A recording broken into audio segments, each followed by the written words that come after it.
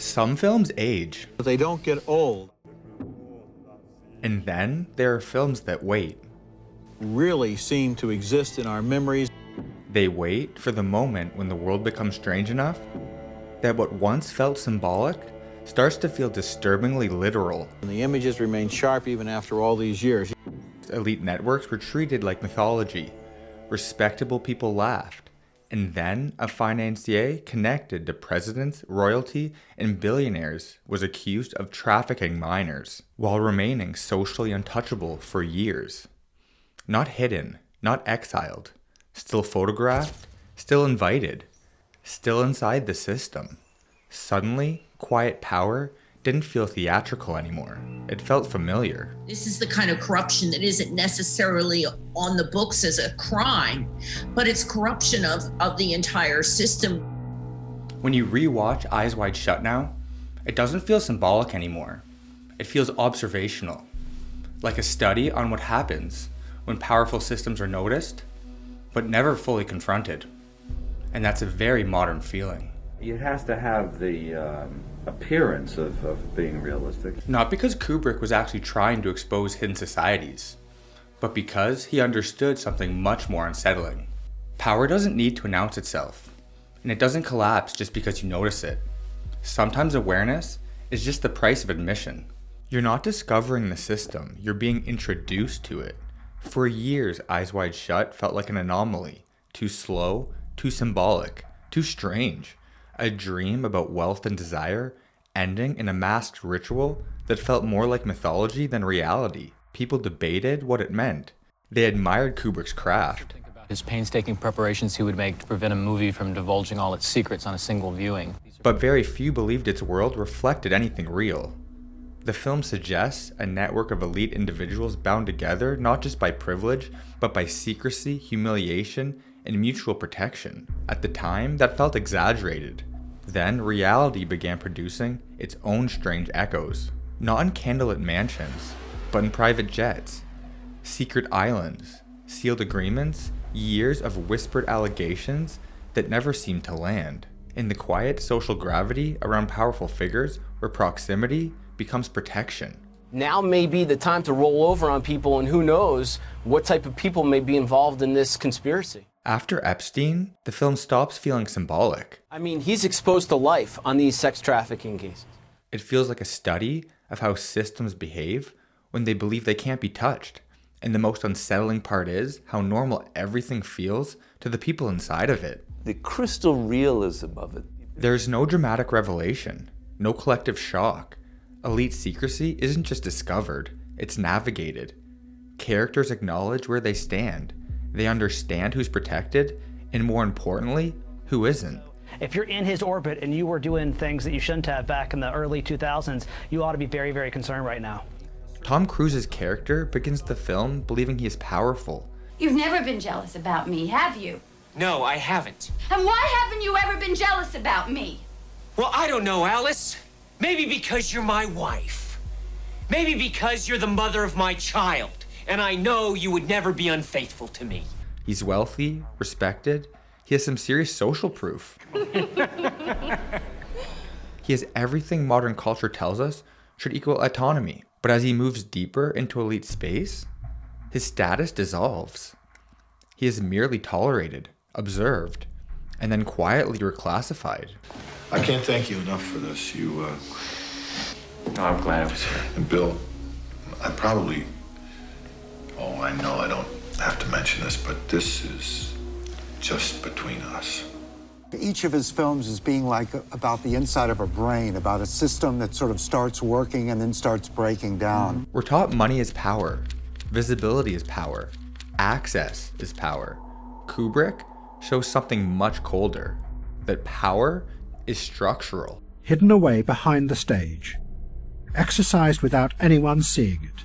It exists in relationships that can't be seen. A list of Florida masseuses, nude photos, sex manuals, and 29 telephone directories believed to hold Epstein's contacts of the rich and powerful. I'm in the privileged position to have some of the world's smartest people come to my house and tell me what they think about different subjects. In protection that doesn't need to be explained. A memo from the Epstein file shows one of his lawyers had given instructions to remove items of potential evidentiary value. In silence that feels coordinated, even when no one appears to be speaking. For them, reality was just something that could be manipulated and shaped into anything you wanted it to be. The ritual sequence is often remembered as a spectacle, but watch again. It plays almost like a dream odyssey. Nothing about it is chaotic. It's orderly. There's a hierarchy. It's almost administrative. Participants move with the confidence of tradition. It isn't frightening because it feels fantastical. It's frightening because it feels rehearsed. I had this sense when I was very young that people wore these masks, that they pretend to be something that they're not. A performance everyone understands, but no one interrupts. Observers maintain distance. Roles are understood without instruction. And when Tom Cruise is exposed as an outsider, the response is immediate. It's not violent, it's precise. He isn't dragged away kicking and screaming. He isn't publicly destroyed. He's not even punished. Remove your clothes.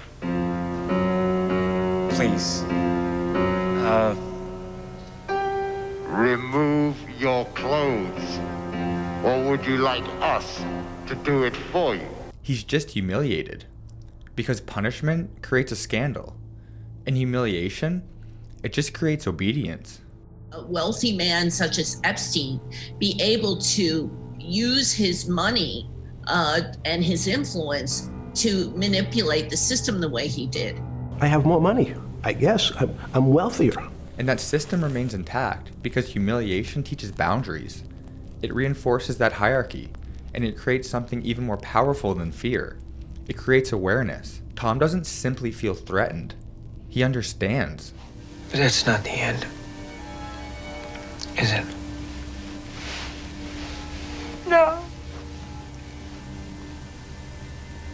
Why don't you tell me the rest of it? He now knows where he stands. And more importantly, where he will never stand again. That realization is difficult to undo, and it lands very differently now. What made the Epstein story so unsettling wasn't what was eventually alleged. It was just how long fragments of that reality existed wide open in plain sight. Warnings surfaced, investigations began. His mansion on East 71st Street was raided early Sunday morning as agents hauled out multiple bags of evidence from disgraced financier Jeffrey Epstein. Consequences? Well, they almost happened. And then, the world just seemed to move on. From the get-go, they didn't ever treat these women as victims. After that, he didn't disappear. He remained visible, photographed, socially active. People knew. Maybe not everyone, but enough. And yet the system continued to function. A strange theatre, where nobody knew what was true or what was fake any longer. For years, the story didn't explode. It lingered. It circulated quietly. It existed in articles people skimmed, lawsuits people half heard about, photographs people noticed, but then forgot. The disturbing part wasn't just the allegations. He asked me to get comfortable, to take, my clothes off. Courtney Wild says she was only 14 when she was allegedly abused by Epstein. It was just how normal everything still looked. The truth of people is not in what they say about themselves. The Pope will say, I am the representative Christianity of Christ on earth, etc., but it doesn't mean anything. Look at their actions. Their actions reveal the effective truth of who they are, of what they are wanting, what they're doing. The parties continued. The invitations continued. The proximity continued. Every month, there were new revelations, yet the structure of power remained the same. Nothing ever changed, because nothing could be allowed to destabilize the system. Which raises an even darker possibility. What if Kubrick wasn't just imagining hidden worlds, but recognizing how visible power actually functions? How does suspicion live beside acceptance? Why does disbelief become some form of protection? Kubrick was not just predicting specific events. He was mapping the emotional logic behind elite protection. Across his films, Kubrick repeatedly explored environments where individuals confront structures much larger than themselves. Military conditioning in Full Metal Jacket. Are those live rounds? 7.62 millimeter. Inherited violence in The Shining. Hi, Lloyd. Behavioral engineering in A Clockwork Orange. I can't say that I liked Clockwork Orange. I was uncomfortable the whole time I was watching it, but it was hypnotic, terrifically hypnotic. And in Eyes Wide Shut, elite privilege operating as a closed loop, a world where reputation becomes currency, where secrecy becomes survival, where humiliation replaces force. The Epstein case forced many people to consider the possibility that certain networks are not merely powerful, they can absorb scandal, they can delay accountability, they rely on cultural disbelief as their shield. Rumors were treated as sensational, and when the scale of allegations became undeniable, the reaction was not only outrage, it was disorientation. How much had been visible in plain sight the entire time? I mean, the initial reactions to most of the films are usually wrong. They don't get the handle on it immediately. That same disorientation, well, it defines Eyes Wide Shut. Kubrick presents power not as a villain with some sort of speech, but as an atmosphere, something felt even before it's actually understood, something navigated rather than defeated. His characters rarely dismantle systems. They get a glimpse of them, they survive them, and then they just return to their lives with the unsettling knowledge that autonomy has limits. Even the identity of power remains unstable. Victor Ziegler, he appears to embody authority, but Kubrick constantly destabilizes that assumption. On the balcony, is that even him?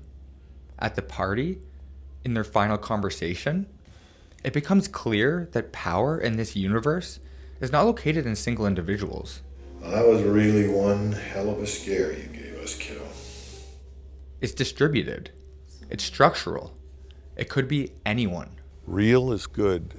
Interesting is better. And that uncertainty in itself is intimidating. Kubrick's death only intensified the mythology. He screened the film, and shortly afterwards, he was gone. Edits were debated, intentions were questioned. Some people saw coincidence, others saw serious implication. But either way, it's what happens when art meets our real anxieties. He only needed to make audiences feel that elite systems might be more organized and more insulated than we were comfortable believing. Kubrick once reflected on another legendary filmmaker, D.W. Griffith. Because his career was both an inspiration and a cautionary tale. He was always ready to fly too high. And in the end, the wings of fortune proved for him, like those of Icarus, to be made of nothing more substantial than wax and feathers. And like Icarus, when he flew too close to the sun, they melted. And the man whose fame exceeded the most illustrious filmmakers of today spent the last 17 years of his life shunned by the film industry he had created. Which remains a stark parallel to what many consider the end of Kubrick. Ultimately, Eyes Wide Shut is not just about exposure, it's about awareness. The moment when patterns become impossible to ignore. When we realize wealth doesn't guarantee transparency, influence doesn't guarantee accountability, and that some individuals appear to move through reality under a completely different set of rules. Kubrick captured that sensation decades before many people experienced it firsthand, not as journalism, but as cinema, as a mood, as a psychological warning, which is why the ending lingers. In the toy store, Tom and Alice appear to have returned to normal life. But the imagery, it echoes the ritual. There's circular movement, the observers are at the edges, and it's a controlled space. Just look at their daughter. Helena walks ahead, and then two men mysteriously appear nearby. Nothing fully explicit happens, but the pattern continues. Even the board game echoes the ritual circle. Kubrick didn't show us monsters. He showed us systems. And systems don't need villains. They just need people who understand the rules. It made the twists and turns of the story inevitable and less popping up like a jack-in-the-box. A closed loop. Awareness is not an escape. Some interpretations go even further, claims that Kubrick once imagined an even darker ending, one where elite control would become undeniable. Whether true or not, the scene's power really lies in what remains unresolved. It's the sort of thing that I think is better left unexplained. Because unresolved fear travels much further than certainty. Maybe Kubrick didn't expose hidden elites, but maybe he showed us how power feels when we finally notice its edges. The fascination, the discomfort, the quiet realization that some doors are not closed because they're imaginary. They are closed because they are guarded by relationships, by silence, and by systems that evolve faster than public awareness. And once you recognize the pattern, you don't just watch the film differently. You start noticing where else that silence really exists.